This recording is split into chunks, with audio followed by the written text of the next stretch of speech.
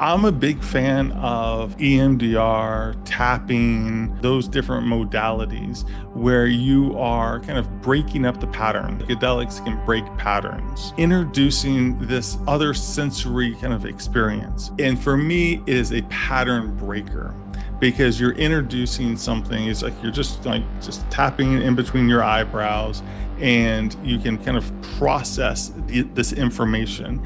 You're adding the information to the working memory. We're able to sit with these thoughts, these emotions, and we're able not to be imprisoned by it.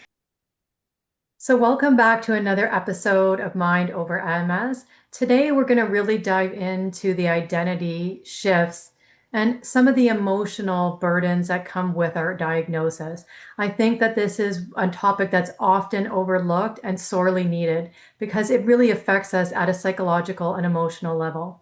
So today I'm joined by Dr. Jeff Bones, and he is a chronic illness coach, an author, a podcast host, and he works at this psychological and emotional level of dealing with the identity shifts as they happen and we're identified as having a chronic illness. And he comes from this now, not just from a clinical perspective, but a very personal one. So he developed chronic inflammatory response syndrome after an exposure to black mold. And this led to uncovering other issues that were going on. And after years of misdiagnosis and pain, brain fog, and other symptoms, finally getting diagnosed, but now you have a label and a disease. So this has obviously impacted the way that he's able to work with his clients and change to the way that he sees his own life, his own body, and his own disease and his health. So, Jeff, thanks for being here today. Thank you very much for having me. So, one of the things I think I just wanted to start by asking is really, why is it that when we get this diagnosis, this label, and it changes everything, that can sometimes be even more impactful in our lives than the physical symptoms? Because it changes our fundamental sense of self as we have this illusion as we're going through life that life is going to be a certain way and that we can predict the future. We imagine that we can predict the future and we have a stable sense of self moving forward, whatever forward may be in your own life. But once you get this label, so many different illusions and assumptions, intentions of how you're going to live your life shatter. And then basically at that point, the compass begins to spin. You don't know what your true north is. You don't know what is next. And you don't know exactly how to rebuild at that point. You just know whatever you thought it was going to be, well, that part just shattered. This reminds me of my Buddhist and yoga training, where, we're talking about the impermanence of life and how once we start to really come to grips with that, the suffering sort of ends. And for a lot of us, we never get confronted with that reality because we think that we have control, right? And especially for people Absolutely. who, like myself, I was eating organic and I was exercising and I was doing yoga. And so I thought that I had a handle on my physical body. And I was using it to run marathons and to do hit cardio and all these wonderful things. And so I thought I knew my body. I thought I had this relationship and I knew what to expect from it. And that I could even anticipate or control the outcome of how it would age. Because I thought, well, if I Yes. don't smoke and I don't drink and I'm ideal weight, of course I'm going to age and be a beautiful grandma and I'm going to have all these wonderful things based on the effort I've put in. And then to get that diagnosis, you're right, it really shatters that future that I had built for myself. Yes. And even though I think in my yoga training, I knew this idea of impermanence, wow, it really changes when it's your own life and it's not all of a sudden theoretical, but it's grounded in, wow, this is it, I'm living it. It makes you fundamentally, it makes you have to face death. It makes you have to realize the story does end and we do have impermanence. We are fragile beings that, in the best scenario, we're all pre-disabled.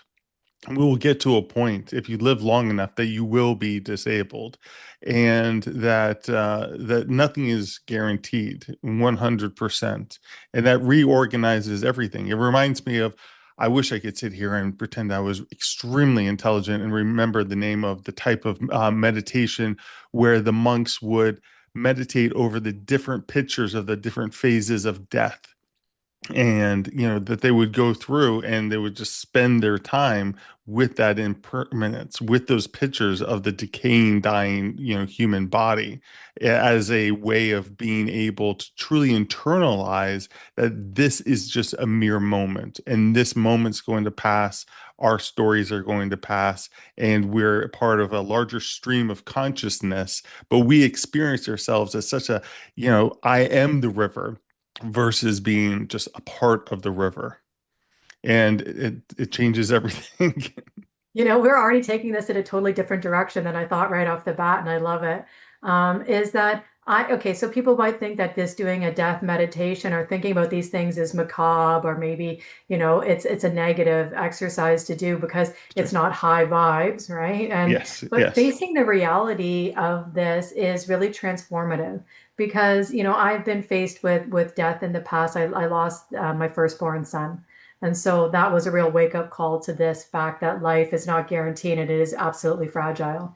And as much as that seemed like maybe the biggest pain point in my life, and yes, it was, it definitely caused this ripple effect in my energy field that has stayed with me.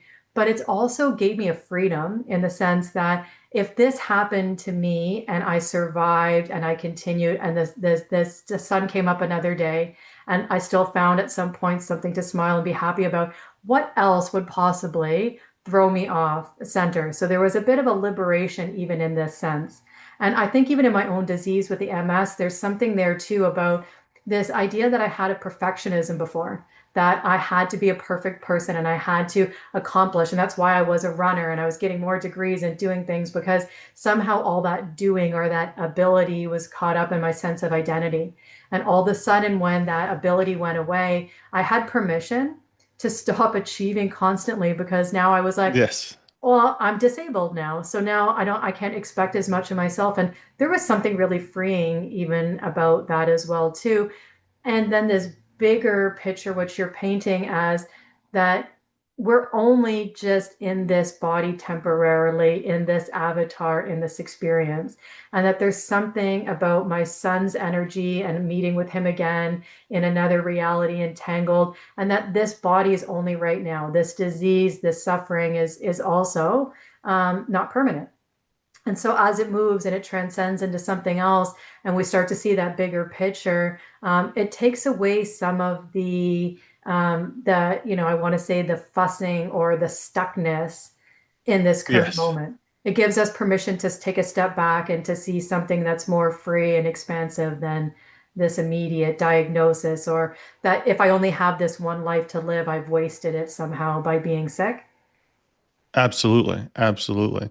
And when we're taking out of, and when life is unfair and unjust and the rules break, whether it's for a death or whether it's for an illness, we begin to look at, well, whose rules were who was I living for, and who wrote those rules? That I was a good person because I became educated, because I was doing this exercise and running these marathons, and we don't kind of take a look at where those expectations arose from. Now, none of those things are bad on the surface level, but we don't necessarily look at culture. We don't look at, the culture of productivity, the culture of success, and we don't look at how we are domesticated in so many different ways to kind of be shaped into that direction. And now I would love to be able to run a marathon, and more education sounds fantastic, but is that what I truly need? Is that what my soul needs? Is that what kind of gives me the best quality of life in the here and now? Or was that what was society? Was that what society was asking from me? And when those illusions shatter, that's when we can take a look and say, well, now I get to really be the author of my own existence because now I got knocked out of society a little bit. The rules I was kind of on these rails, so to speak, and I fell off the rails, and now I have greater authorship. It comes with a tremendous amount of pain, a tremendous amount of pain, grief, sorrow, but it comes with this liberation, and then kind of goes back to the Stoic philosophy of memento mori, and all things remember death. And so, which again, like you said, it sounds like it's supposed to be, oh, well, that sounds like a horrible way to start a morning.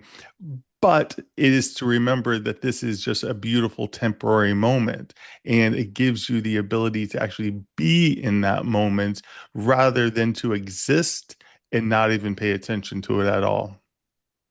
So when I was doing all that doing, um, I think that I was actually triggering my nervous system all the time, which was making my disease worse. And I felt in the moment that that doing was some way to validate that I was still worthwhile, that I was still able, that I was still in some way outrunning the MS, almost proving to the world that I could still do all of these things. But I never actually enjoyed the success of any of those things because as soon as I did it, I had to do another thing. And I would almost Yes, say that that doing becomes a way to avoid being with yourself. It is almost like a trauma response where it's like, am I worthwhile if I'm not doing anything? And so as long as I'm doing something and achieving something, then I'm worthwhile. But that keeps us in this constant state of happiness is around the next corner. I'm always hmm, vigilant to, sitting down is laziness. And what you're saying, the societal cultural roles that is sort of being imposed on us. And I think that kept me stuck in a lot of ways, and actually probably exacerbated my illness. And looking back, I wish that maybe I hadn't done some of those things because what was my body really asking for? And you've just hit on this. I didn't really want my corporate job. And yes, I was succeeding in it, but I certainly didn't, as a child and in my soul, strive to sell more insurance policies. Like I wasn't sure. aligned with that. And I actually think that this disease, when we're saying it gives freedom in some way, a lot of times because my mind was so strong thinking, well, if I mentally say that I can't do this or I don't want to do this or I set a boundary, somehow I feel like I'm weak or I'm letting people down or I'm not being this super version of myself.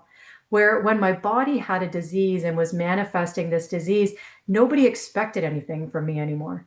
So I didn't have to make an Yes. emotional or a mental boundary. People just wrote me off as, well, she has MS now. We're not going to ask her to host. We won't ask her to move. We won't ask her to help us do this thing. Where before I was having a hard time setting a boundary, having the disease freed me from the obligations of doing those things because people kind of wrote me off. And so, yeah, it was freeing in a way, but it came with this psychological weight of, well, who am I now? Am I worthy still? What do I really want? Who am I now without all this perfection and doing? And you see this kind of a pattern a lot when you work with people? Oh, absolutely. Because the very first thing that people do when they get sick is that they want to continue to play by the old rules. And they don't pace themselves, they don't manage their energy, and they burn themselves out and they make themselves ultimately worse physically and emotionally because one, they're trying to get to a place that doesn't exist, that particular person and that particular identity is ultimately gone, that they are fundamentally now a different person in some ways, and the rules have changed and they can't live by the same old rules. And so we have to accept it and we have to grieve, but most people are kind of defiant, and as you know, I was, as everyone is, you know, because when you get first diagnosed or there's problems that arise, we go to the doctors, we take the medication, we try to fix it, we just deal with it, and then we kind of move on, just like all these sprained ankles or the flu or the sinus infection or whatever it is, and then we move on. But then there's this thing that hits us that we can't move on from. Something happens, and it wasn't the speed bump, it was the brick wall. And we hit this brick wall, and now we need a different story to match what our true capacity is. And a lot of people don't realize that it's a different capacity, but it can still expand. you can still find greater things. There's still potential there. It's just not going to be the potential of the old story. You know, this actually rings true in so many ways in my own experience, what you're saying. I had done yoga for a long time before my major relapse 5 years ago, which left me unable to walk and to see. So I was pretty disabled at that point. Before that, my MS for the 15 years before that, it was just, once in a while I'd get a symptom. It would resolve mostly. I was still functioning, working, doing things. But at that point, before this, my yoga had always been just kind of like stretching or more like wanting to be fit. It wasn't really a spiritual practice. Hmm. And Sure. once that major relapse happened to me, okay, I had to grieve the fact that not only was I never going to be a runner again, but I wasn't even going to walk. I couldn't even stand up and go to the mailbox. I also was never going to be an artist anymore because I couldn't hold a pen. But all of a sudden I became a yoga teacher. And it seemed odd in the moment because you would think, well, in this case, you need balance and you need poise and you need flexibility and really moving your body in Hmm. this beautiful way.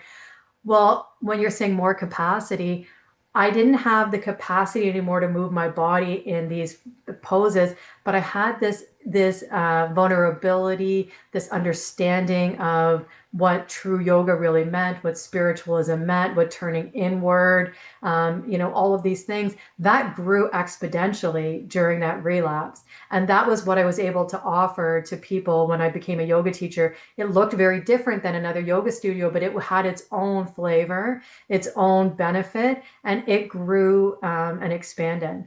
And I wonder here on that vein, if you could take us into your story. Were you doing clinical psychology and working with Yes. people before your diagnosis? Yes. And I was in an office by myself, and the HVAC for that office, I was just going into my office. I had two rooms, a waiting room, and it had been turned over a few times in bankruptcy. It wasn't very well maintained, my particular HVAC. And I developed this sinusitis. Ended up going to an ENT. They prescribed prednisone, and I took one or two doses, and my body flipped out. I had tremendous fatigue. It was like a neurological concussion. My feet were vibrating. My ears were red. I couldn't sleep. I had this adrenaline surges. My bladder hurts. And I go to the doctors, and I don't fit into anybody's decision tree. I go to the ENT. I go to multiple ENTs. I go to the urologist. I go to the neurologist. I go to all these other doctors, and they just think it's anxiety, or oh, this is just a tough week for this guy, whatever it may be. But I was just dismissed, and unfortunately this goes on for a long time, and I'm lost in the forest. I feel miserable. I'm sick. I can barely function. I have horrible fatigue, and eventually I do find a doctor that recognizes that based on his particular blood work, and he's a functional medicine doctor. And he says, you know what? I think you have a mold issue. Start doing all this expensive treatment. You can do the urinalysis, see all the mycotoxins. I get the environmentalists to come in, and they do all the testing, and they kind of show there's two different species of neurotoxic mold. So not all mold is neurotoxic, but I had two special kind to really like mess up my system.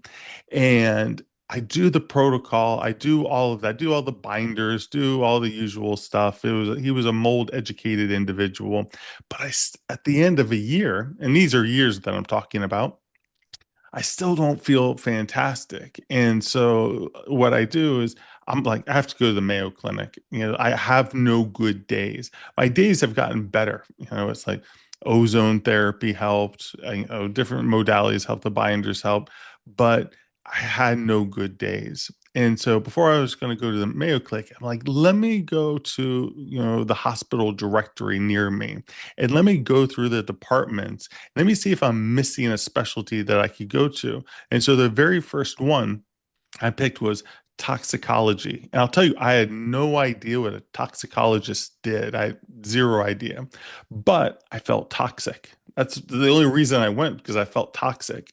And he didn't believe in the mold stuff. He was kind of a traditional, kind of older gentleman, but he did believe me. He did listen to me, and he did some blood work, and he tested something that other people hadn't, which were my IgG scores.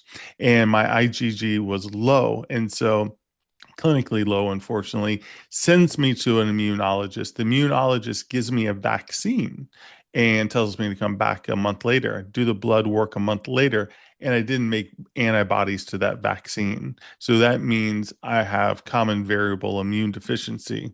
And then I start on a weekly basis doing these infusions, these immunoglobulin infusions. So that's what I have to do once a week. To kind of maintain my immune system. There's some parts that I can't fix. So I deal with regular infections, especially sinus infections. I have one right now, so it's kind of like, and it's one of those things that I don't realize. It takes me a few days to realize that I have the sinus infection, sometimes. But that is what took me down. Black mold in the HVAC, and I can tell you, I was seeing an ENT, and I asked because I was familiar with Dave Asprey at that time, and I was familiar with his story about mold. And I asked that doctor, it's kind of like, could this be mold? I think I was drinking bulletproof coffee at that time. And he's like, well, what if it was? What could you even do? It's kind of like, what do you, I mean, it's like, and it was just not on their wavelength at all whatsoever. So going to all these different specialists, it was completely unseen to them. They just knew that I was a mess, and they probably thought I was just a hypochondriac, anxious individual. I was told actually that they just thought by one doctor, he thought the concierge doctor, the most expensive one, thought it was just anxiety. It wasn't. My immune system was broken. So your disease is a low immune system, not functioning. And on the MS side, we're going complete opposite, which is a Absolutely. haywire, overactive, won't stop, and so it attacks itself. And this journey that you're telling, though, this frustration of not getting the diagnosis, I think that this is a pain point for a lot of people. Now, for MS in particular, it takes people a lot of years sometimes to get a diagnosis. In my case, it was actually, I mean, it took long just because I live in Canada, and so the healthcare system takes forever to get Yes. appointments and to get MRIs. So I'd already self-diagnosed before I even got their diagnosis. But for a lot of people, they struggle with this. But what I'm actually hearing in your story is very similar to what's going on with my daughter right now, who has chronic Lyme disease. And I tried to test for that Exactly. Same 20 years community. ago. Yeah. Yeah, and 20 years ago, I tried to test. I had a bullseye rash, which is classic Lyme, right before my MS started. And they said in Canada then, no, we don't believe in Lyme. Yet when you looked at the map, it was all in the US in New York State, but yet didn't cross Yes. into Canada. They didn't have But the visa to come over. Yeah. yeah, yeah, no, and now it's my daughter where I knew that I thought that 6 years ago that's what it was, but we were in COVID time, so the doctors weren't really Yes. seeing people, and I was so sick with my relapse, I didn't have someone to take her and really advocate the way I would for her. And we got in the end, they just said, yep, this is psychological, just go take some antidepressants, it's nothing, and the Yes. same dismissiveness. And so 6 years later, we're dealing with the Lyme still. And it took me finding multiple, I had to go to a walk-in clinic to eventually get someone to be willing to even test her. And then the public health Hmm. tests, which are notoriously not that great. Yeah, true. Yeah, she was Lyme positive on both tests. And even still, they don't believe it's chronic though. So they would only just do an acute course of antibiotics. But I'm like, the antibiotics maybe would have been beneficial 6 years ago, but they're not going to do anything now. And it's True. funny you talking about functional medicine. This is where we found our final help. And I think that going down this rabbit hole for her has led me to find someone to help with the MS too. Because at that functional clinic, they only deal with these kind of complex chronic things. And they actually Yes. suggested that I test for Lyme, mold, and other co-infections because there's a lot of similarities. So something that strikes me is the symptoms my daughter has with Lyme, the symptoms I have with MS, and the symptoms that you're describing, they actually sound very similar, which can be why this is hard to diagnose because there is a lot of overlap Yes. in the symptoms, even though when you look at the root cause, wildly different. One is mold, one is a tick-borne illness, and one is an overactive immune system. But So there's a human biology, and you get into, and I wish I was educated enough to speak more clearly to the point that I'm about to make, but it gets into the cell danger response.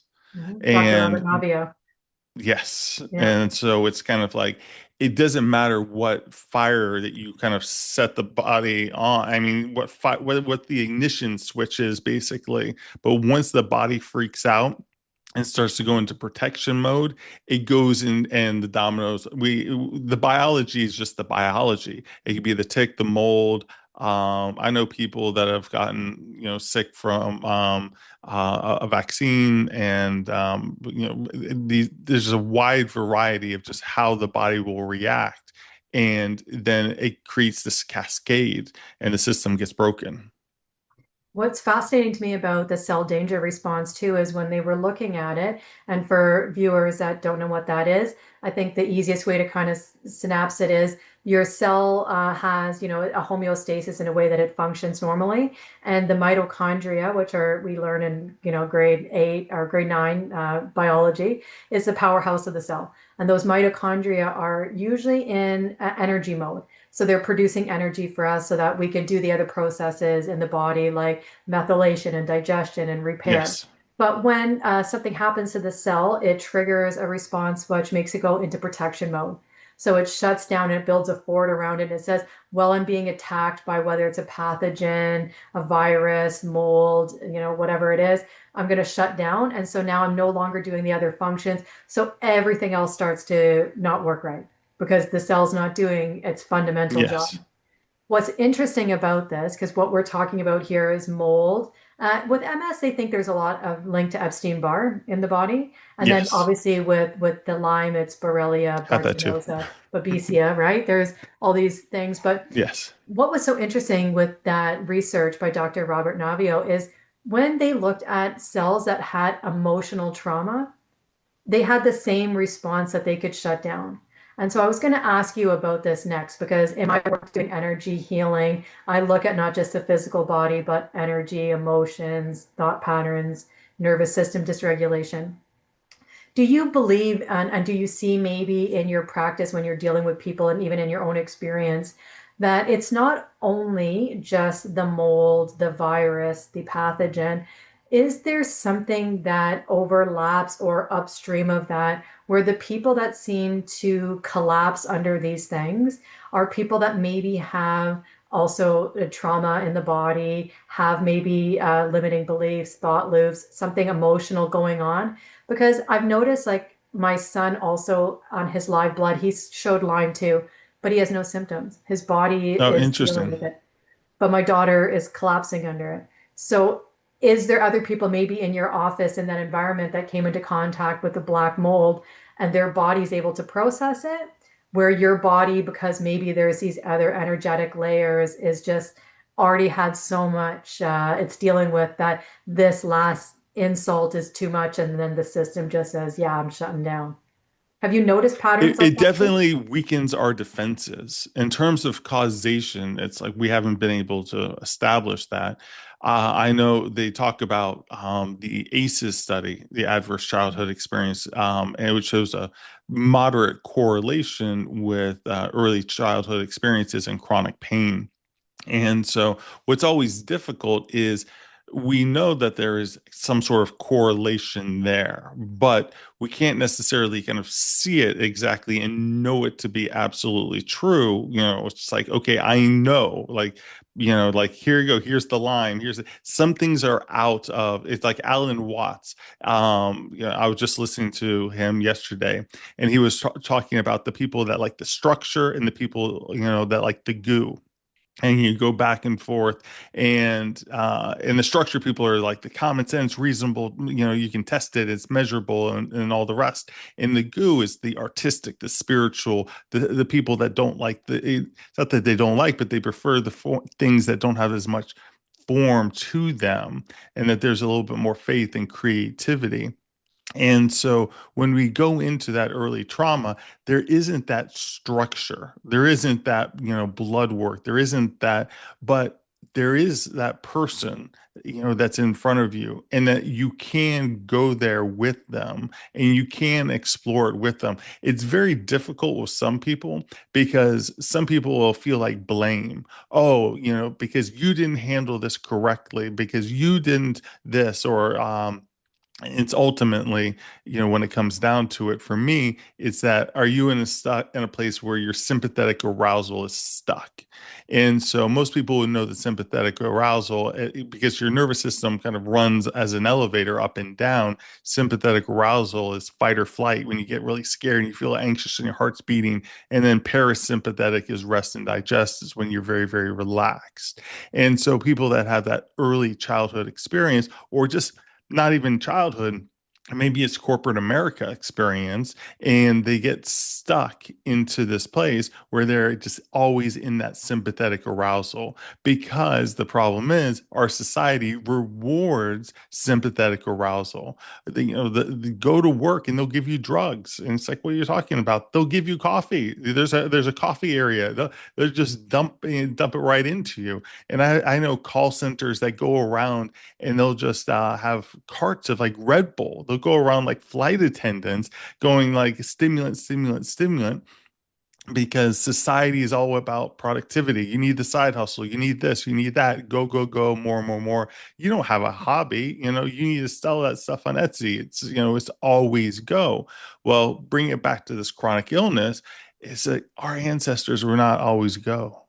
They hunted for a few hours, hunted together, and then they hung out, and then they, sat by the fire. And 99, and these people, 99% of our ancestors did not have careers. They did not have jobs. We worked together as tribes, like that's who we are. But modern society has kind of eroded that and turned us into these, outputs of energy and productivity. And so that stuck arousal of that fight or flight, from abuse of all kinds, of danger, of things where you just weren't fundamentally feeling safe, it just makes it so that your nervous system is weaker. And we can test it in so many different ways. My favorite one is when they did these puncture wounds for people that were either just adults, middle-aged adults, or middle-aged adults that were caretakers for their elderly parents who had dementia. And they could actually see the healing of these puncture wounds, and they could measure it over time, where the people that were taking care of their parents, they would have infections that took longer to heal, and it got into that immunology kind of like response of what chronic stress would ultimately do to us. And so it's one of those things where I'm always trying to encourage people to look at it as, it's not blame. We're not assigning blame. It's not your fault in any way, but this is a lever. This gives you agency in this moment. This gives you greater control to be able to improve your system. Yeah, I think that I feel like this whole idea of the sympathetic arousal too, even when I'm talking about these more subtle things, or the goo as you're calling it, I love that. I've never heard it referred to that way. But definitely the structure is in the physical body, and these other things that are kind of subtle and they're harder to sort of define or to measure. You know, in Western medicine, I think the nervous system is that perfect place, that is a thing that bridges between the body, the mind, the emotions, and the higher Yes. things. And in the more esoteric way of looking at it, we think of it as like the chakras, the meridians, this other kind of invisible thing that kind of governs us. But it is this bridge between the two, because the idea that we can separate mind body seems kind of ridiculous always in my mind, Yes. because they're existing simultaneously at the same time, and they're always in Absolutely. communication. And whether it's the body communicating up that, whether it's a toxin or there's something stressful, so that's creating the mind to feel the physical pain, which then puts the Yes. mind in a loop, or whether it's the mind causing emotional stress, which is making the body constrict its breath or to Yes. tighten, right? It is a dialogue that's going both ways, but I love it because it's also able to work both directions. We can either work it to our benefit or to our detriment. And so there's all of these beautiful ways to And honestly, one of the things that kept coming up when you were talking there is I know we were talking about meditation earlier and a death meditation, but another one I love is called Wu Wei, which is doing non-doing or Yes. effortless effort. And I feel like we all need that because that's what our ancestors had too. And Yes. actually, one of the things that was funny in my own personal life is me being the A-type personality, which always wanted to do and accomplish Yes. everything. But I have these two men, my son and my partner in my life, who they're a little more lackadaisical and they don't mind the Yeah. mess and they can just let things be. So when I got really sick, and then I wasn't able to do things and they were helping, when I started to recover my eyesight, they were saying, I don't know if we like this because you're going to see the dust bunnies in the corner because we don't sweep as good as you. And so all of a sudden there was this pressure back onto them Hmm. to be me, which was I Sure. needed everything to be perfect.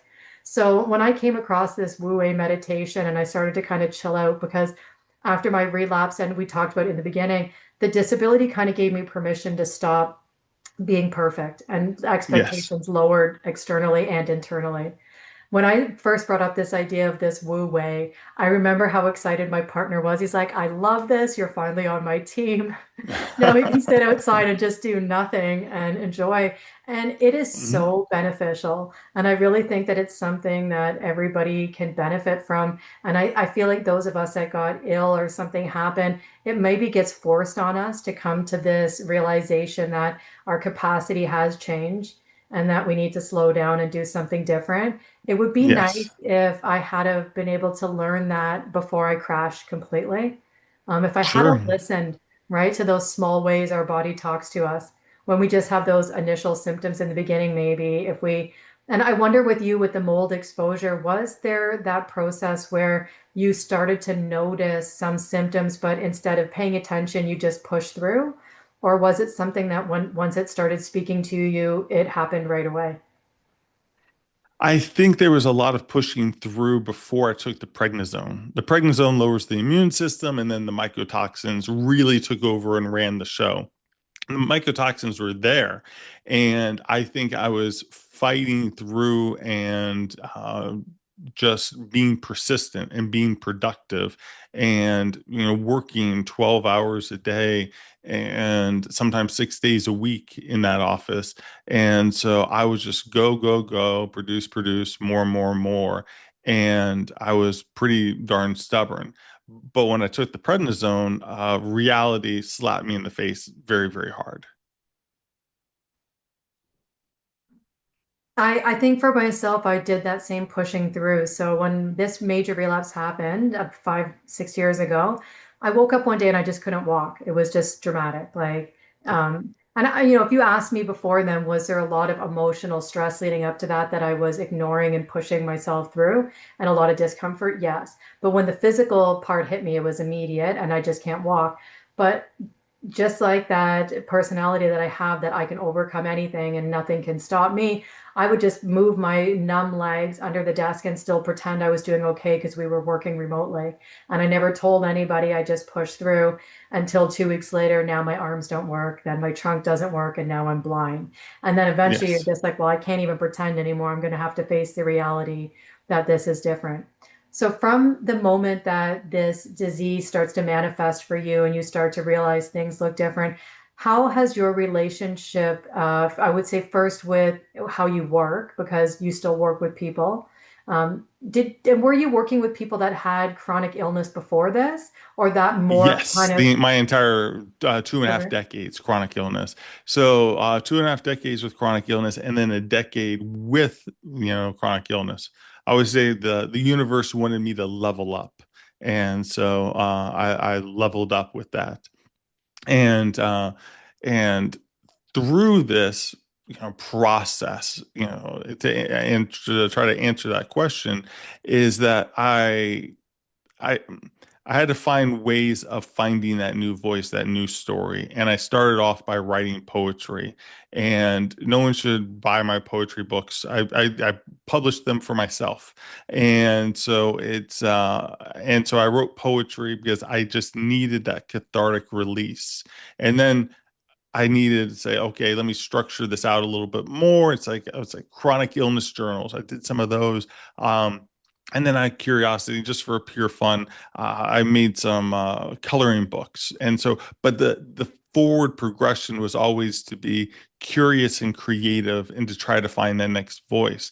And then the last thing was with the podcast, and the podcast enables me to have a voice, reach people all over the place, and that way I can then be that chronic illness coach to people kind of ultimately around the world.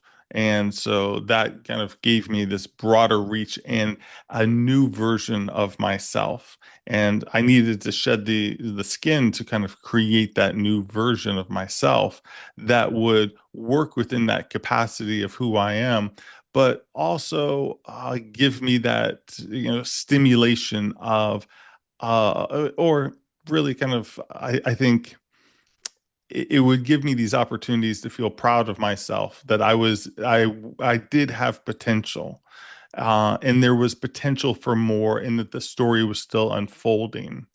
It wasn't necessarily about just the ego, which I'm sure there was some of that in there, but for me, what I need potential. I need to feel like there is something that's going to have some sort of forward momentum of what I'm trying to do. And because all the forward momentum stopped when I hit that brick wall. And so that's where I found this different voice, this different way of being. In other ways, can be much more slow. Talks about meditation. I don't have a formal practice of meditation, but there's a particular tree that I like to use my mindfulness on. And I can just sit there, and the tree is tall, but it's not like a large trunk, solid tree. It's very wispy in lots of different ways. And so it moves a lot in the wind. And I can just sit there and I can just be. And that is my technically it's more mindfulness than meditation, but it's in that place of stillness and in that place where I feel connected to something other than myself. I try to make myself small. This idea of the potential, I don't know that I've even understood it like that until you just verbalized it in that way. And I think that I experienced that in myself too. That it was, I had to grieve in the beginning when I couldn't walk and I couldn't feed myself. There was so many losses, right? I think in that moment, there's nothing but grief to be felt. I wasn't ready yet to Yes. see any purpose or way out yet. I just had to cry Oh, this about is a that. gift and this is this. Yeah, And it's yeah. just like, It took a while. no, Yeah, it this took a just while. sucks. It did. Yes. It sucked. But I think that once I got that potential back to, and it didn't look the same, and I don't even want it to, as a matter of fact. So if you Sure. ask me now if I had the energy, if I would run a marathon, absolutely not. Like I wouldn't even Yes. expend the energy to do that now. But I needed still something. And I hear what you're saying and the poetry. Like, and I wrote a book as well too. And the book, I mean, I hope somebody buys it and it helps them in some way, but I had touched no outcome to that. I didn't care. The book Yes. was whether it sold one copy or 1,000 copies, whatever it was, I didn't care. I wrote that book because I needed an outlet still. And because Yes. of at least technology, yes, I couldn't hold, if I had to handwrite, I wouldn't have been able to do it, but you can Yes. use voice to text. And Yes. so a lot of that could still come where there was a way to express something out of me. And there was still a potential, even if I couldn't do it the way it looked before.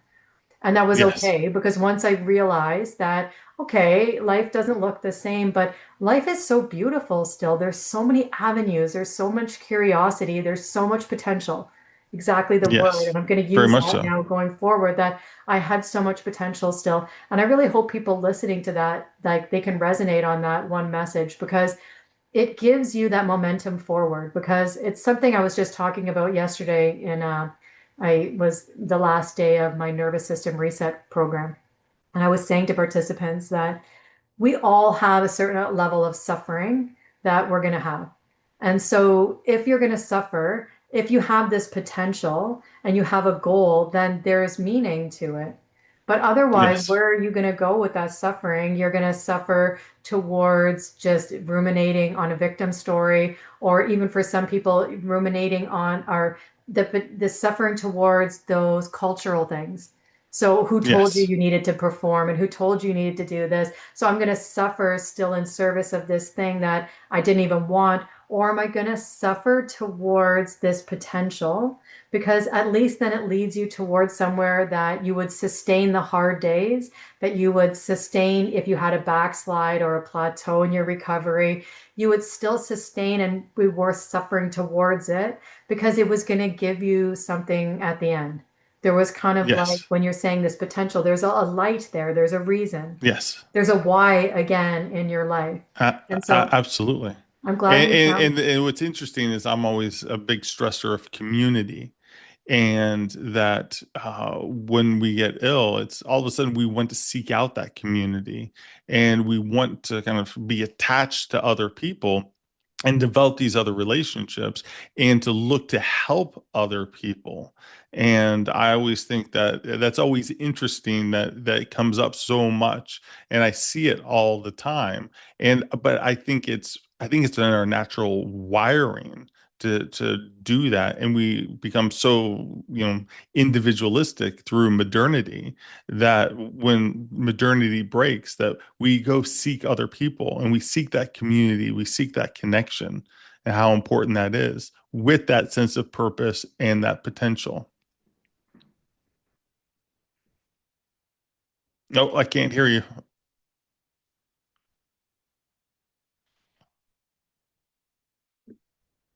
This actually was when I started seeking out community. So I had my whole life been very individualistic. So I always was like, just kind of get out of my way. I'll do it myself. I've got this. Thought it was very weak to ask for help, right? I had this Exactly. perception, Yes. right?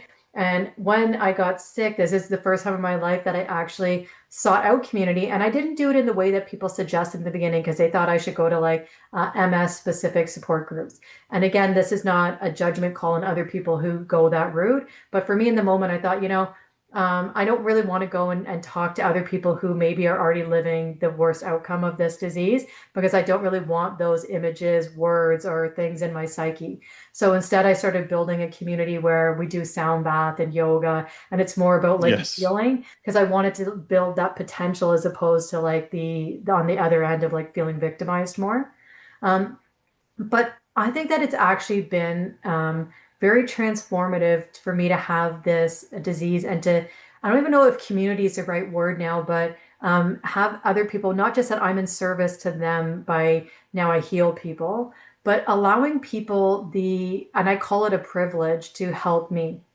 And I took a long time to flip that switch, and I'll explain that a little bit more. Maybe you'll understand this. But my MS in the beginning was invisible for the first 15 years. So nobody Okay. understood if I had vertigo or I was really tired. Nobody was going to offer me a seat on the subway because I looked able-bodied.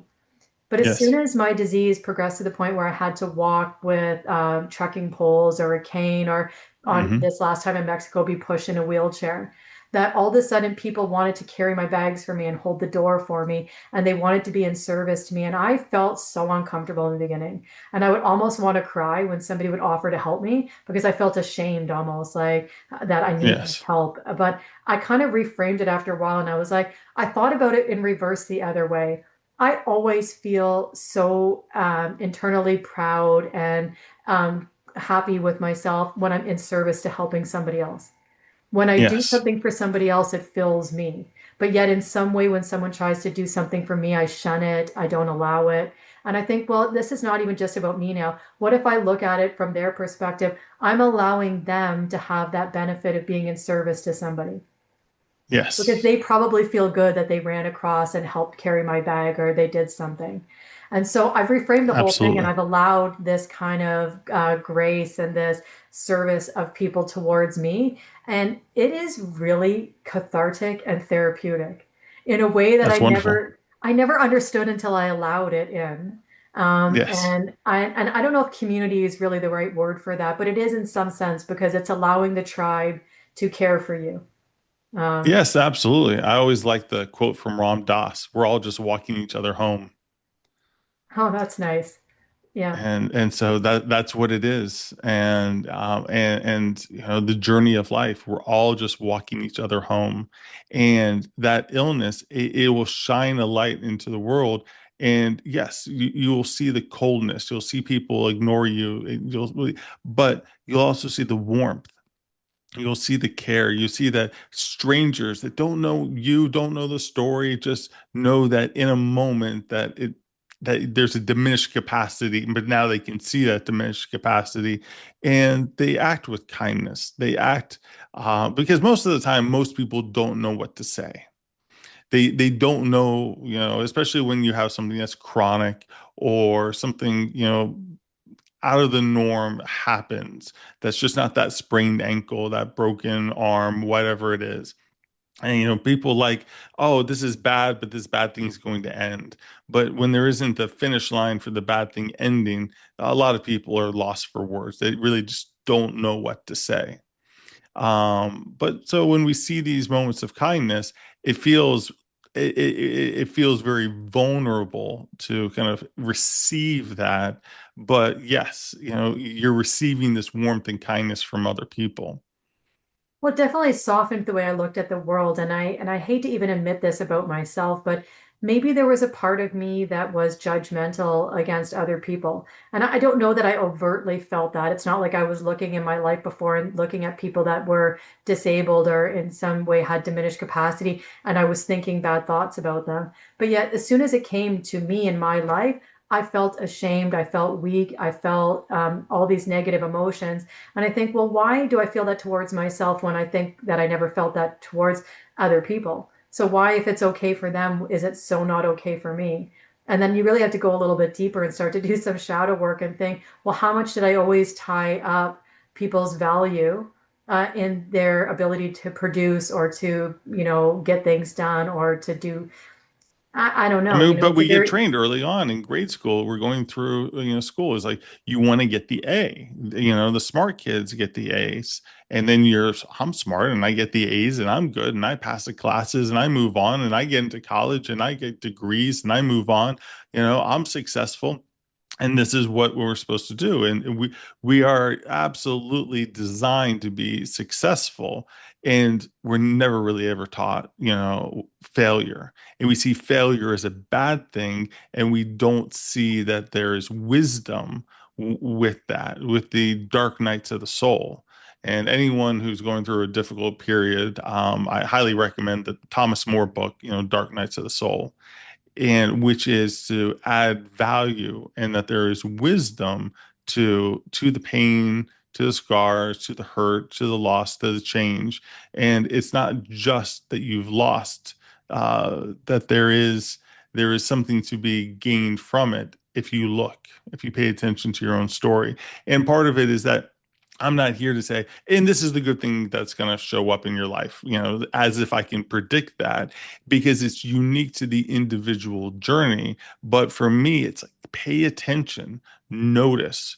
Probably the two biggest words that I use on a regular basis: notice and allow. Noticing and allowing, that we're just not paying attention and we're not allowing things to be the way, because we get into that resistance. And once you start resisting something, it becomes very problematic, and it makes everything worse. So this is reminding me now of like my kosha model again. When we finally get up into the wisdom or the intellect, so it's not the data anymore, but it's what do we do with Yes. all of the experiences? How do we make meaning? How do we, because whether we want to say intuition, instinct, it is awareness, it's allowing, it's these things we're discerning now, the lessons and the meaning behind Yes. things. And I had to think, well, how can I sum this complicated idea up? And I thought, what, wisdom is never complicated. Wisdom is always simple truths that land with you and they just stay. You don't really need to explain them. We Yes. just understand them. And I thought, okay, the best way to understand the wisdom body for me was living with what is. That's it. Yes. What is, because the what ifs is what Hmm. kills us in life. It's what takes us out of now. And we're either, Yes. projecting into the future. Oh, might I be in a wheelchair? And what if it gets worse? And what if I lose my job? And what if this? And what if I have to be taken care of? All the crazy what ifs that they might be potentials. They might not, though, too. But certainly worrying about them is going to trigger your sympathetic nervous system and probably make things worse. Hmm. So let's maybe not project always so much. Your And attention is a reinforcer. Neurons that fire together are wired together. Energy absolutely. flows where attention goes. And so you have to be aware of what are you reinforcing. I can't tell. It's one of those things. it boggles my mind. And it sounds goofy, but well, it doesn't really necessarily sound goofy, but if you aren't used to paying attention to this, you don't necessarily see it, and it sounds bizarre. But I can't tell you how many times I look at the time and it's 11:11, and I see it all the time. It's an angel But number. the thing is that my brain is always seeing the time. It's like, but we're not paying attention to it. But once I assign that there is something special about that, now I begin to see it. Now because our brains are just, our bodies are just inundated with information every single second. Like millions of bits of units, but we can only handle, 50 bits of units in terms of awareness, but we're given millions of bits of awareness. And so what are we choosing to pay attention to? And once I assign a meaning, like, oh, 11:11, that's good. I make a wish, or I have some sort of positive thought about something.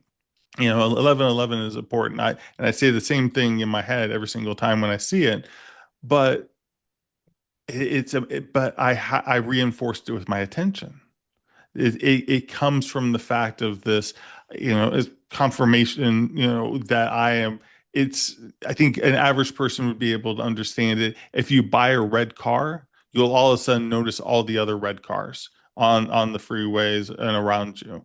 You weren't aware of the red cars. You didn't, they were always there, but now that you have a red car, you see all the other red cars. So what are you And paying attention to? And I think this is where the adverse childhood events comes back into play because if you have these experiences, and it doesn't even have to be childhood, but yeah, if it starts there, because you're really in theta wave during those years, so you're really into this hypnosis by You're open. family. Yes. Yeah, so you're really a sponge for everything. You're not really making Yes. meaning yourself. You're just taking everybody else's perceptions and making it yours. And if things happen to you there that trigger and that make you feel unsafe and unwell, and your nervous system becomes hypervigilant, and I think the word is for what you're describing, I want to call it the reticular activating circuit. There's like a Hmm. scientific term even for this Yes. phenomena of like, what are those little bits that you actually look to? And if you start to have those negative experiences, then you start to scan the environment to give yourself a self-fulfilling prophecy almost to be like, oh, yep, I proved to myself that that is what happened because you notice it. And maybe it is true that that kid said something mean to you at school today. And Yes. that, so you're watching that and you're paying attention, but you ignored all the time somebody smiled or held the door or said something Hmm. nice and you paid Or we're attention even to. neutral to you. Right. Yeah. That they weren't hostile. There wasn't. And so there's the waiting for the next bullying moment, and you're always in that bracing, anticipation, scanning, looking for mode, and then you're reinforcing that with your attention. And I think this, and I ask people to pay attention a lot when you first wake up in the morning. What is the first thought you have? So you haven't even really Yes. opened your eyes yet. You're just consciousness switches back on. And what is the first thing you think? And here I am as an energy coach and a mindfulness coach with people. And I'm like, once I start practicing again myself, I'm like, one of my first thoughts every day was I have to put my arm out to touch the wall for balance because otherwise my balance isn't good. And I thought, I don't even know if that's true today. Maybe Yes. something changed in my cerebellum and I have better balance today. But before I even got out of bed, I already said to myself, put your hand out and touch the wall so you don't fall down. Well, Hmm. I'm going to probably need the wall or I'm going to fall down now because I've just reminded myself of this pain point and I've solidified it. And it's actually the start of my whole day. So, how many times a day now am I going to rewire the same thought again? I need to touch the wall, I need to balance. And it might not even be true anymore. And this is how you get people with like chronic pain, where the pain, like, the sprained ankle is long gone. Even Yes. with the cell danger response, the toxin might be Yes. gone, but your body is stuck now in this loop because In that loop. Yes. it hasn't forgotten the pattern. And so Yes. this is where, practices like the mindfulness and rewiring, and that's going to actually bring Very me much back so. to you. Like when you're working with people now and they're coming with this chronic, complex diseases, what are some of the tools and the strategies that you're giving? Like, I know in your bio, I'm reading some stuff about just accepting the identity now, and we've talked about capacity, but are there other strategies that you give people to help them rewire some of this story? One of the first ones I like to start with is expressive writing. And expressive writing is not journaling, but it sounds like journaling. And so, journaling, you would say, "Oh, I went to the grocery store and this happened, blah, blah, blah." You're just reflecting back on something. Expressive writing is that you take the pen to the paper for 10 minutes and you write out everything that you're thinking with no sentences, no grammar, no, don't worry about the spelling, none of that whatsoever. So you put the pen down, I don't know what to write. So you write down, I don't know what to write. And you think, oh, this is stupid. Then write down, this is stupid. And there's just this free form expression of just go, go, go, just let it out. You don't have to have a particular target. It doesn't have to, it's just whatever your brain is thinking of that moment, just allow it to express itself, allow it to express itself. And you do that for 10 minutes. And then after the 10 minutes, and this is a very important point, is that you rip up the paper and you throw it away. Because if you know that that paper is going to be destroyed in just a few minutes, you're going to feel more free to express maybe some darkness, maybe some anger, maybe jealousy, things that you may not want other people to read. You don't have to worry about, oh, is someone going to find that? Oh, if I die, someone's going to come across that, or whatever that may be. You know it's about to be destroyed. You're not trying to hold on to it. You're just trying to express it. So expressive writing would be one of the first places I would start. 10 minutes a day, it's low cost and easy. So one of the things that that's kind of reminding me of is when we think about like that everything happens twice, right? Like we think it, then we speak it, we think it, then we do it, we think it, we create it. So there's always this like double loop. And so if you're having this like expressive writing, we always have all these thoughts, whether they're positive, negative, they're running around. And I would say if we've just been diagnosed with something, we might have extra negative ones because our body could be in pain. We Oh, have all yes, this, definitely. this new fear, these new things that have come in.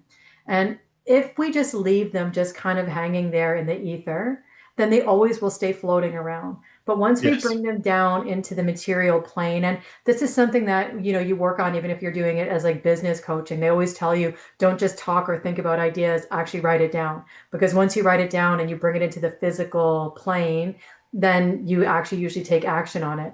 But if the action is just to take it out of your mind, put it here, but then destroy it, but then it's Yes. not floating in your mind maybe anymore. Maybe you've taken some of that rumination, that banter, that self-doubt and done something to bring it into physical. So I really like that. And I love the idea that it's also free because, one of the things I like to give people all the time is access to things that don't cost a lot of money and that they can implement right away. And this is definitely something that Absolutely. and for some people with MS, even if writing is difficult, I personally like the idea of writing, and they even say handwriting is better than printing because Yes. it requires more neural connections to do cursive writing than printing. So a little bit less to type or even to do voice to text. But I would suggest for people like myself that couldn't write, this is still a very valuable thing to do, even if you just delete after. Yes. So yes, best to I think to handwrite, but if you can't, still practicing this because I bet you there's tons of value still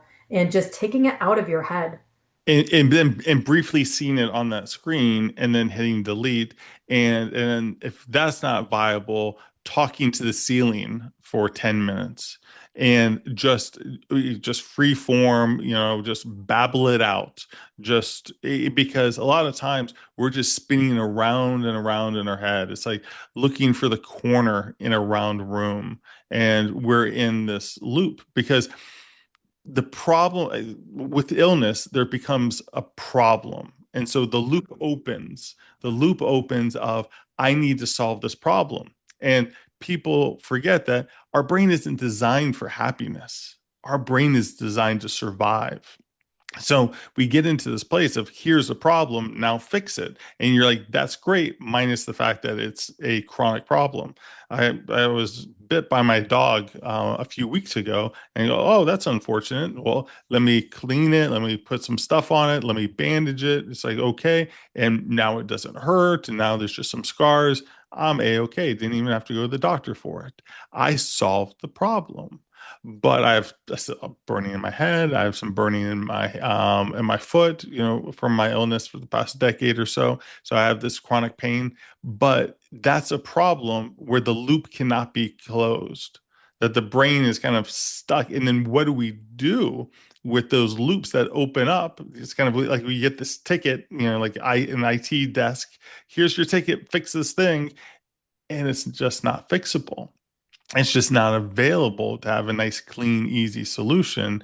And we kind of wrestle with that. And it's the relationship with that open loop. So I wonder your opinion on this because I do hypnotherapy and I know that the person who trained me doesn't believe that you can treat illnesses with hypnotherapy, right? And I know lots of other people that believe that it is possible. At least in my experience so far, I've never would say I've cured somebody of an illness, but I've done things like being able to lower the pain that they're feeling or give like strategies to like turn the dial down on certain paying attention. But in this idea, because we use that idea of like closing loops in neurolinguistic programming and hypnotherapy. Yes. And even just like a smaller example to say you're scared of a spider. So you see something in the environment that's black and you're like, you instantly, the loop you've created is that thing The must be a spider. association. Yeah. But we can repattern to say, let's close the loop in another way that says it could just be anything and we don't have to freak out with this chronic complex disease, especially when we're told like something like MS, it's progressive, it's lifetime, it's going to get worse, that they do close the loop for us in a certain way to say, like I was told 10 years you're going to be in a wheelchair. So if I had to close the loop with that, and I think that people don't really understand this, I know you will, that our nervous system and our subconscious likes certainty better, even if the Yes. certainty is painful and not Hmm. a good solution. It would still rather Yes. close the loop, even if it's a Yes. bad solution, than to live in Hmm. uncertainty. But Yes. I like to invite people, especially with chronic illnesses, to open the loop again as to what's possible even though there's some uncertainty, like when you listen to Joe Dispenza Yes. and he's always saying, go into the Yes. unknown to change the Hmm. frequency. I don't know always that it's so easy to do that for most of us, which is why we don't all have spontaneous, miraculous healing. But Sure. still to open the loop a little bit to say, am I really sure that the way I've closed this is productive, is helpful, is true? Because another thing we learn in Buddhism and yoga philosophy is how much we have fluctuations in the mind. And just because we think Yes. it, just because we feel it doesn't make it true. So, how would like, and I don't know if this is something you actually use in your practice, but thinking about this, how would you Yes. like safely have somebody open the loop again in a way that maybe they can I mean, I don't want to say cure because I'm not saying that we're all going to cure disease, but that we can reframe maybe what's possible instead of being so Yes. closed about that this is permanent forever, we're going to look like this. Yes. The first place where I start is just with one word, and it's maybe. And it's like, oh, I say I'm going to be in a wheelchair in a year. That's what the doctor said. Maybe, maybe you are, it's like, but it's maybe. And I try to kind of sit with them with this concept of maybe, because what I want them and where I'm aiming is for cognitive flexibility.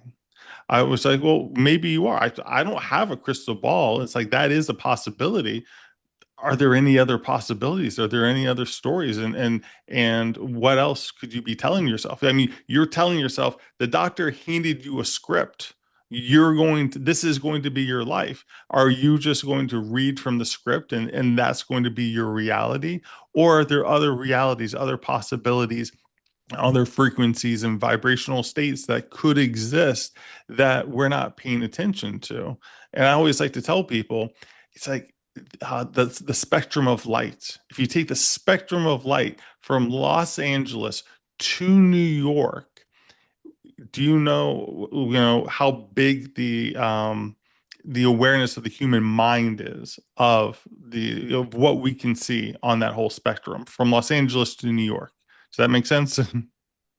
Yeah, And, or and we're talking about even the things that are the invisible light spectrums, or you're just talking about yes, advanced, the yeah, whole spectrum of yeah, all light that exists in the universe. From if we take it from Los Angeles to New York, the size that we can see is the size of a peanut. yeah. We can only see this very small piece, and we will then call that and stamp that as kind of reality. Most people, I always use the example too of pigeons. Of go look up pigeons in UV lights. Pigeons are actually, they look like parrots, but we don't have the vision to be able to see them as parrots. But if you put them under UV light, their feathers light up like they're parrots. They're actually very colorful, but we don't have the ability to see that. I And think so, oh, go sorry, go ahead. Well, I think one of the ahead. things that like when I was actually, because I obviously started in a different career path, I ended up in this one because my MS sort of inspired me to change directions. But I started by doing remote sensing in university, where it's looking at like remote viewing and using different cameras and light spectrums to look at like the topography of the Earth. And so I think I always knew those things at this, what we think of scientific view, because it wasn't woo when I was doing it Yes. as far as looking at landscapes. But as soon as you start to think about it with the human body, for some reason, even though we use MRIs and we use ECGs and Yes. EEGs and all X-rays, ultrasounds, and we know that there's some way our body is just frequency and vibration and we can see ourselves this It's way. electrical. Yes. But then all of a sudden, when we start using it in a way where we could heal with frequencies or have this different potential to tap into things that are unknown, all of a sudden it becomes this esoteric woo. We have a hard time believing it. And I think that that's probably because we've closed a loop already, too, at some point and said that this is only what's possible. And it's hard for people to kind of put themselves outside of that. But I love this idea that you talk about as being an author and a creator kind of the story because that's really important. And I thought a lot when I first got diagnosed that either I'm going to write the victim story where oh, this is what life has Easy done to to write. me. Yeah, It writes and itself. honestly, and it's rightly so. In the moment, I'm pretty angry and it's pretty justifiable. This sucks. This happened to The me. emotions match it perfectly. Yeah. But then I thought, what I really would rather write is a comeback story. What I'd really Yes. like, and then, again, I'm not trying to put people into the realm of fantasy necessarily or expectation. If I was okay with if I was in a wheelchair and I was okay if I didn't regain my eyesight. It's that word, and I love that you were saying it before about still having potential.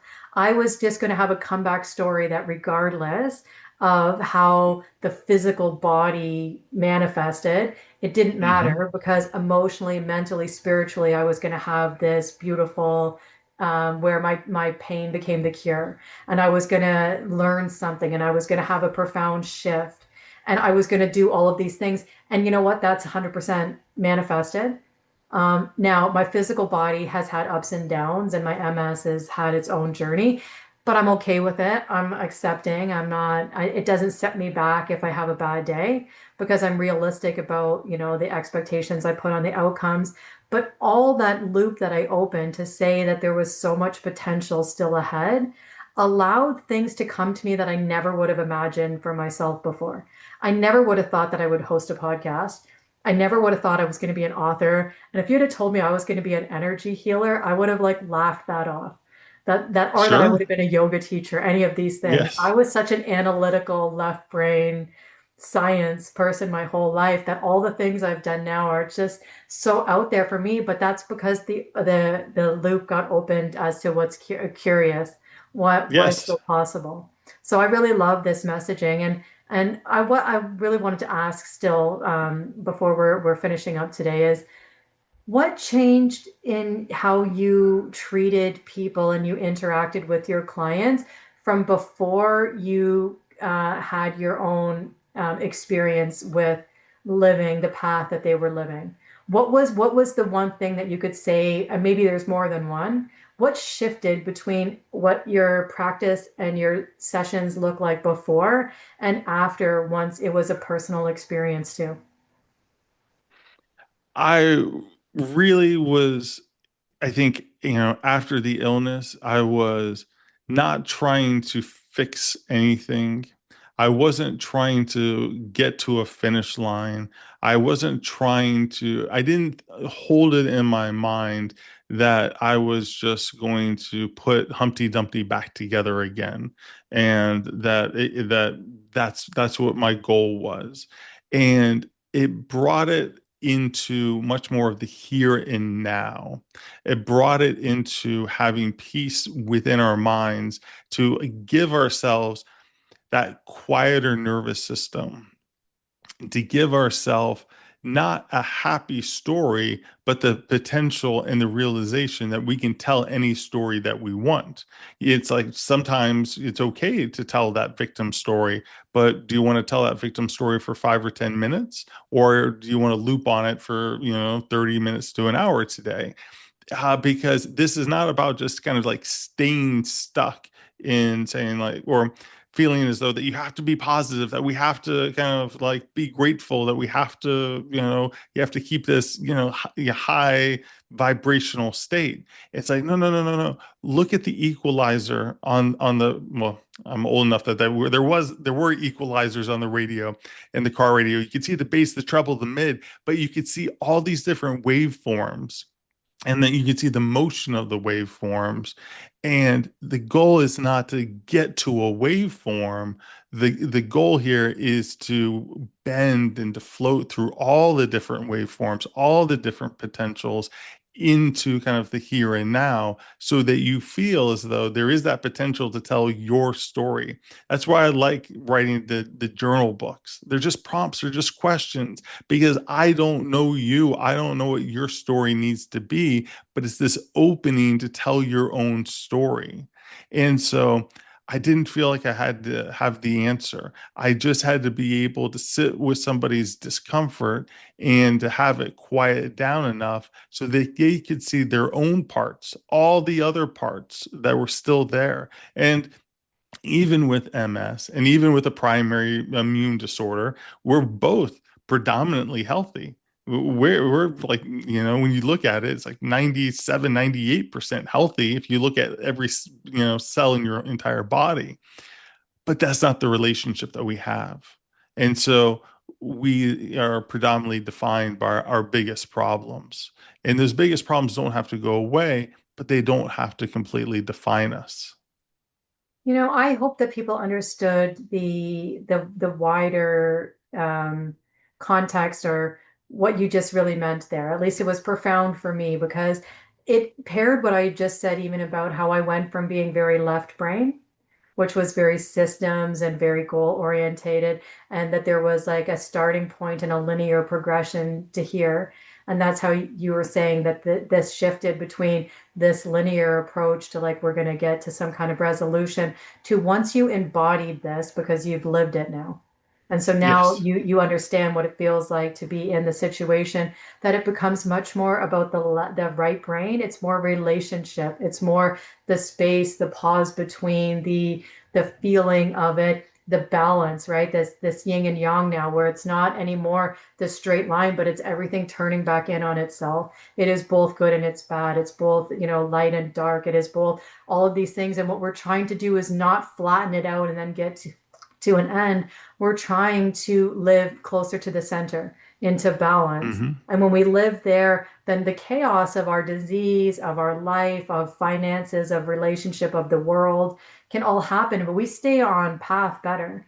And I think that all comes back even to having this, what you're calling potential. Like, this is what I call the bliss body, but I think it's speaking a similar Yes. language as when you have purpose and you have a North Star and you have something that holds the center in the center. Yes. And all your life is now just about balancing between, some days I want to victimize and cry about it, but some days I'm gonna, Sure. be triumphant and I'm gonna celebrate all my new wins. And that it's okay to be, but, and, You can be or, angry. You can be this. You can be that. People always, all come in all the time. I need to get rid of these negative thoughts. I'm like, no, we don't need to get rid of those negative thoughts. What are you talking about? It's like, we need to make sure that we're aware of all of the thoughts, and that we're adding to the, if we're putting together the soup here, it's kind of like, well, we don't have to take out the ingredient. We need to add other things so that that one ingredient that you may not, it doesn't feel so great, makes a lot more sense. and I like to say to people too that, and this is that becoming aware and allowing more awareness into your life. Having an emotion doesn't always necessarily make it predominant or true. So you can be Yes. irritated with your spouse right now because they left something out or they did something. Now, are you really that mad about that one little trespass? Or maybe you're tired. Maybe you had a bad day. Maybe you just got cut off in traffic. Maybe you didn't sleep. Sure.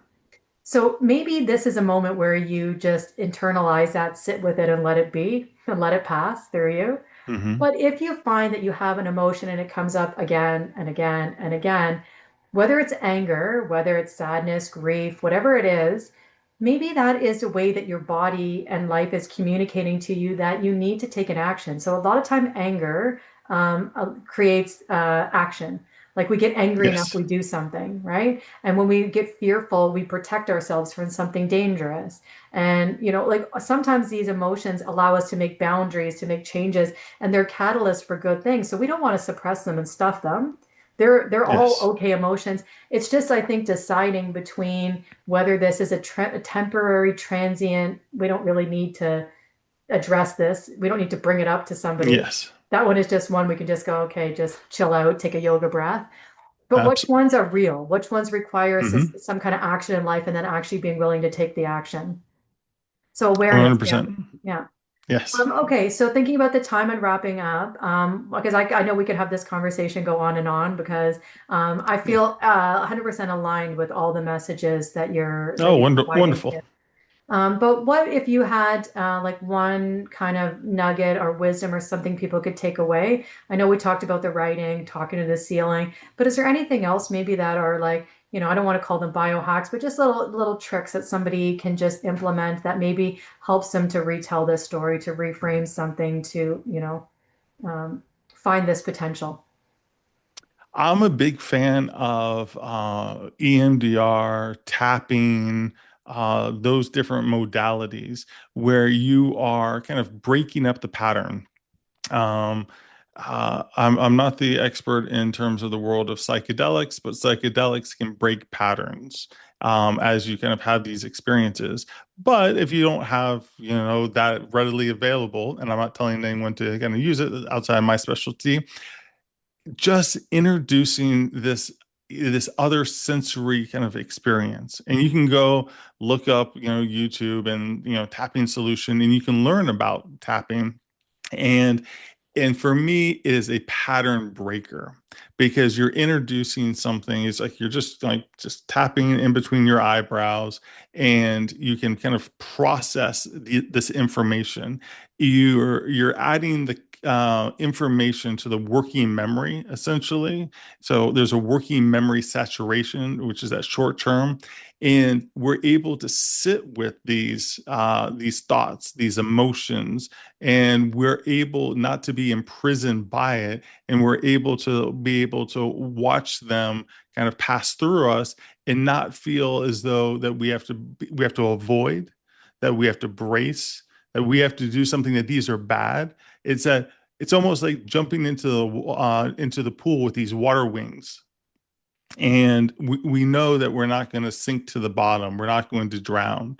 And so this idea, they have it in EMDR, but it's also in tapping. There's also a few other modalities that are similar to it, but it's basically saturating your working memory, and which gives you the safety. And safety is something that we could have a whole discussion on, just the idea of safety, but it gives us a sense of safety and security as these uncomfortable thoughts and feelings pass through us.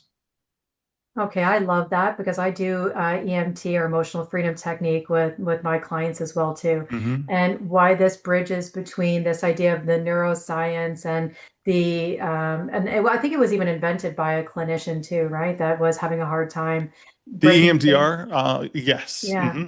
And I think it was but Shapiro.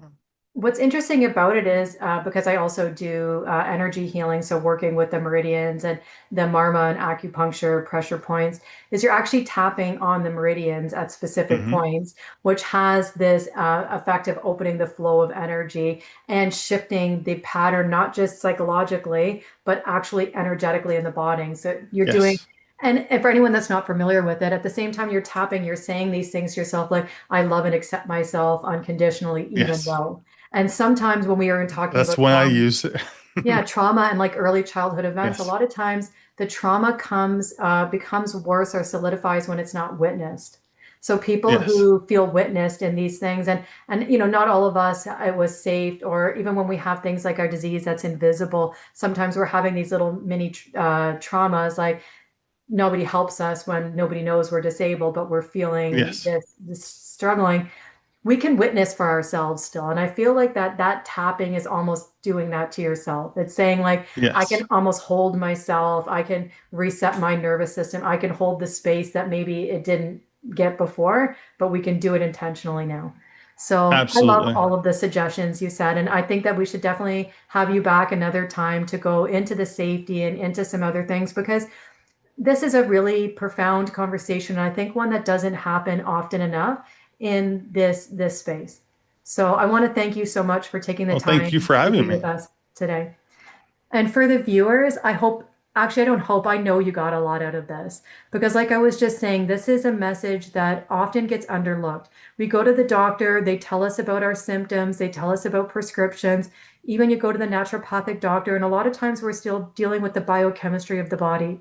But it's not that often that we deal with the identity shifts, the belief patterns, the underlying grieving and loss of our abilities, and how to make meaning still and to live still a beautiful life. And this idea of having potential still. Be curious and maybe think about safely opening some of those loops that you've closed in the past, and thinking about what is still possible for your life and what life can look like, even if you end up in the wheelchair, even if you end up blind. There are lots of people that are living in those scenarios, and you're still worthwhile, you're still beautiful, and life will still unfold for you in deep and profound ways once you're open to receiving. So I want everybody to stay curious, stay healthy, have a blessed day and a blessed life. Namaste. If you've been listening and thinking, I've tried everything, but something is still missing, then you are not alone. This is where I was with my MS and what led me to write my book, Unlearn Disease, Relearn Wellbeing. In this book, I break down how you too can rewire your nervous system, revitalize your energy, and work with all layers of your being to bring resolution and holistic healing. This is a great starting point for your journey. Find it in the show notes below. Thank you for listening to Mind Over MS. For more episodes, guided meditations, and healing resources, follow Energy Over Matter and subscribe wherever you are listening. Until next time, this is Dana Wilder signing off. Have a blessed day and a blessed life. Namaste.